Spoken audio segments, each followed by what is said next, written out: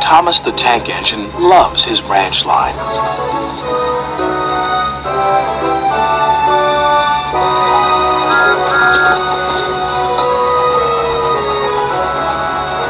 One day, when he stopped at a small station, some children looked sad. They've closed our playground and our favorite sand pit. Teacher says the sand is soiled and too dirty to play in. Please help us, Thomas. I'll see what I can do, replied Thomas kindly.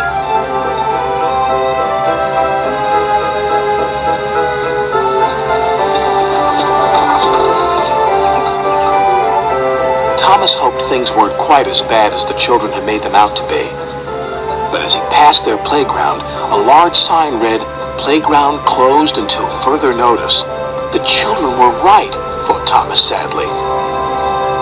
He puffed into the yards and was just about to tell the other engines about the playground when Percy rushed in. "You look glum, little Percy," said Gordon. Sir Topham Hatt told Driver that he's using Harold to show a visitor the island instead of using any of us engines. "Despicable," said Gordon. "Disgusting," snorted Henry. "Engines are meant to take visitors around our island, not that whirlybird thing," James exclaimed. Gordon was the first to see Harold. "Harold thinks he can go faster than me. I'll show him." Next, it was Henry's turn. "Sir Topham Hatt has chosen Harold because he thinks he's more important than me. Well, he's not. Harold can't fly through tunnels."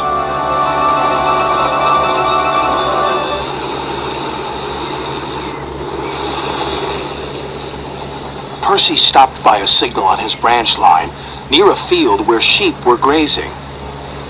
Harold hovered for a while, then buzzed away. "I know what he's doing. He's counting sheep." And Percy puffed along his line, feeling much better about things. That evening, the engines talked about the situation. "Harold wants to get rid of us," said Gordon. "He doesn't need tunnels," added Henry. "Don't worry, he's just counting sheep," said Percy. "Counting sheep? Pah!" snorted Gordon. "He's counting how many engines he can get rid of. He'll see how useful I am tomorrow." Thomas wanted to mention the children's playground, but solving the mystery of Harold and the visitor came first. The next day, Gordon was traveling to collect his train. "We'll show that whirlybird just how fast you can go, Gordon," said his driver. But because they were watching Harold, they missed a signal and went onto the wrong line. Gordon was traveling to trouble. Ahead was a tunnel under repair. His driver reduced steam and braked hard. But it was too late.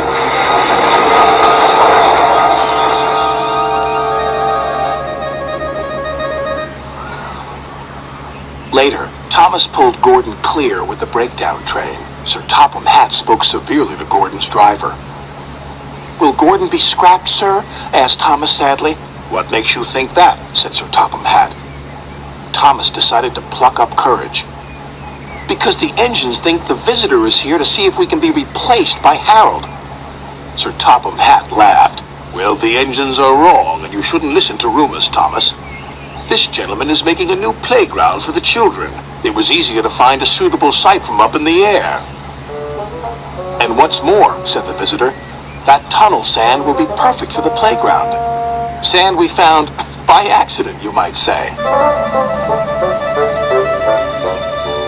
Sir Topham Hatt still uses Harold to fly above the island. But all the engines know that Harold isn't spying on them. He is just being very useful.